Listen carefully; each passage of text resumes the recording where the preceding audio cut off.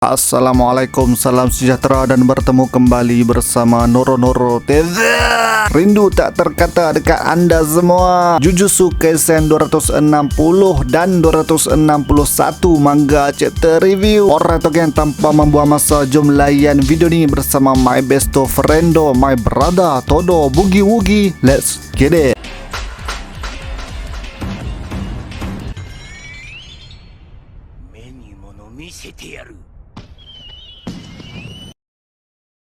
Chapter ini bermula dengan Todo menunjukkan tangan kirinya yang dipotong telah digantikan dengan instrumen yang digelar Vibra-Slap. Ini telah membantu Todo untuk menggunakan Boogie Woogie dengan lebih pantas, yang mana dia boleh menukar kedudukan sebanyak 50 kali dalam masa 1 saat. Kemudian Yuji dan Todo mula menyerang Sukuna dengan Sukuna menjadi keliru berhadapan dengan pertukaran yang dilakukan oleh Todo. Todo sebenarnya telah melakukan binding vow ke atas dirinya yang membenarkan dia untuk menukar kedudukan target yang lebih ramai, termasuk keluasan keberkesanan tekniknya juga telah bertambah. Yuta yang memainkan peranan dalam membantu Todo untuk dapat kebolehan tersebut, dan kesemua sorcerers lain yang terperangkap di dalam domain expansion Sukuna berjaya dilarikan oleh Todo. Pada ketika itu Sukuna mengaku yang Todo ialah sorcerer yang dia paling tak ingin untuk muncul pada masa sekarang. Sukuna yang berada di tanah ditukarkan kedudukan dengan Todo yang berada di udara, dan Todo terus cuba menendang Sukuna, namun Sukuna dapat mengelak walaupun berada di udara. Kemudian Yuji melontarkan batu ke arah Sukuna dan Yuji bertukar tempat dengan batu itu, lalu Sukuna berjaya ditendang oleh Yuji. Kedua-dua mereka kini di tanah dan Sukuna menggenggam muka Yuji dan dia mahu membaling Yuji. Walau bagaimanapun, dengan adanya Boogie Woogie, Yuji berjaya lepas dari genggaman Sukuna dan terus menyerang Sukuna. Sukuna sedar yang untuk menyesuaikan diri dengan Boogie Woogie adalah mustahil, tapi dia tahu satu cara yang pasti dia boleh guna untuk baca timing Boogie Woogie. Sukuna ditumbuk oleh Yuji dan cara untuk dia tahu bila Todo akan guna Boogie Woogie ialah di saat Yuji fokus bersedia untuk menyerang. Pada waktu itu Sukuna meramal yang Todo dan Yuji akan acah-acah saja seperti serangan yang menumbangkan Mahito di Shibuya. Jadi dia akan tetap menyerang Yuji, dan Yuji juga telah mengorak langkah bagi menumbuk Sukuna. Tiba-tiba muncul gagak Mei-Mei dan Sukuna fikir dia sudah salah meramal kerana Yuji akan bertukar tempat dengan burung gagak itu. Jadi dia pun menendang burung gagak tersebut, dan malangnya Yuji tak bertukar tempat pun dengan burung gagak itu. Lalu Sukuna dihentam oleh Black Flash daripada Yuji. Yuji yang kelihatan menyeramkan merobek dada Sukuna. Walau bagaimanapun, kes energi Sukuna terlampau banyak yang menjadikan selepas dia dapat gunakan kes tekniknya semula, Sukuna juga boleh aktifkan semula domain expansion. Sukuna pun bakal menggunakan domain expansion, tapi hasratnya terganggu oleh susuk tubuh yang muncul, iaitu seseorang yang telah dibunuh oleh Sukuna, dan hantu itu digelar The Strongest. Habis chapter 260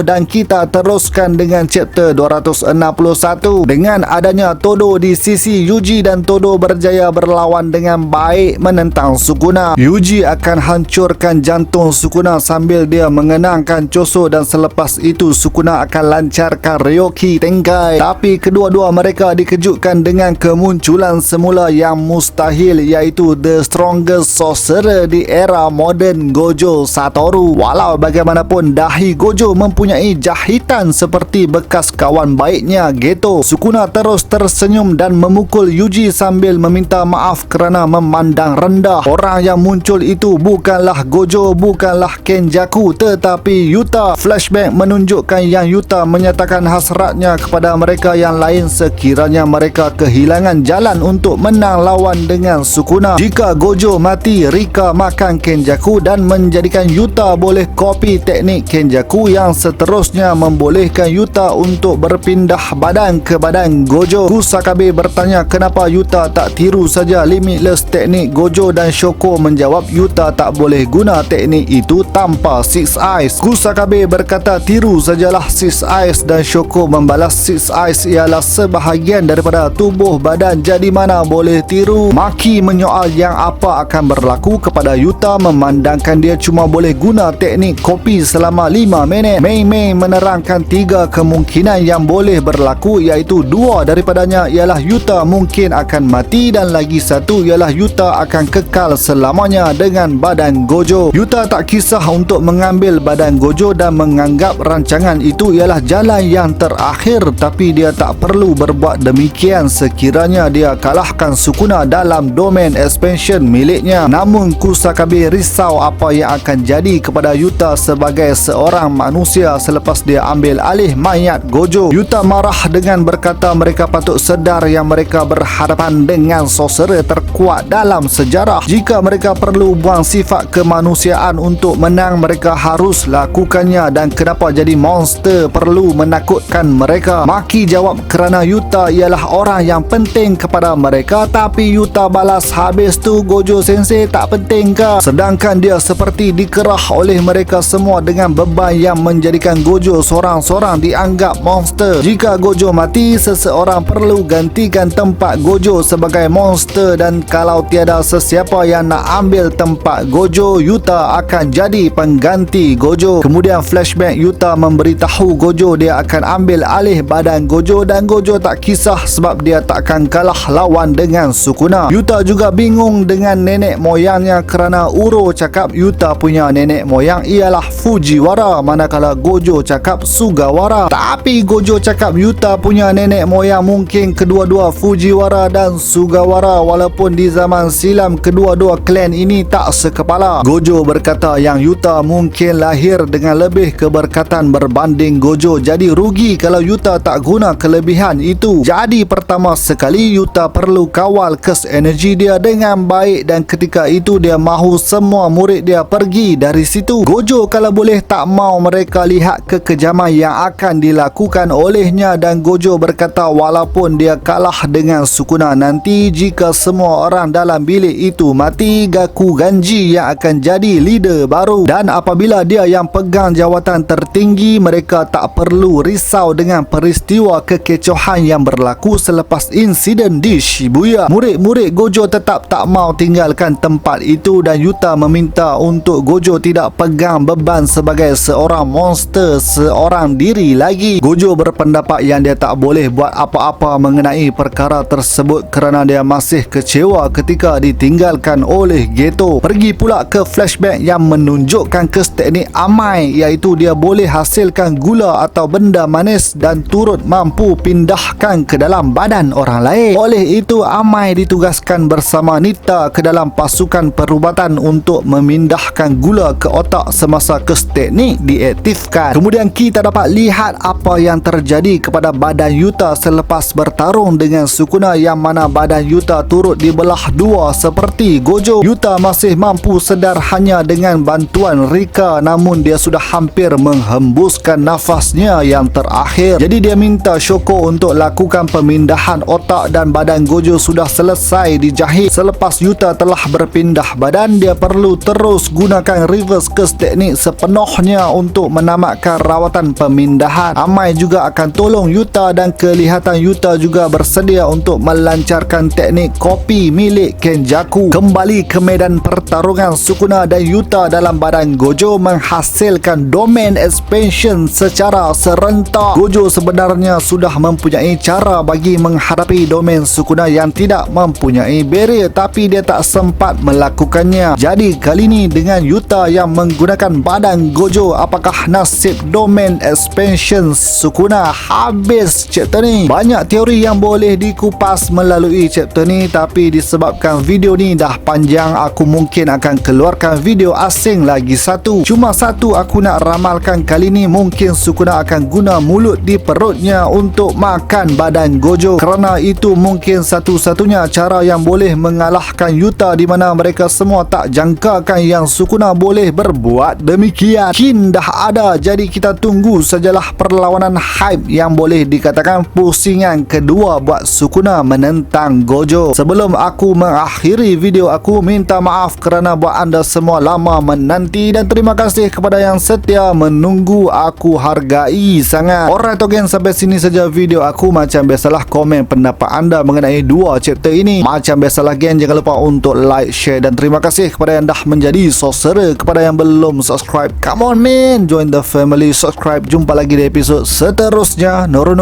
TV.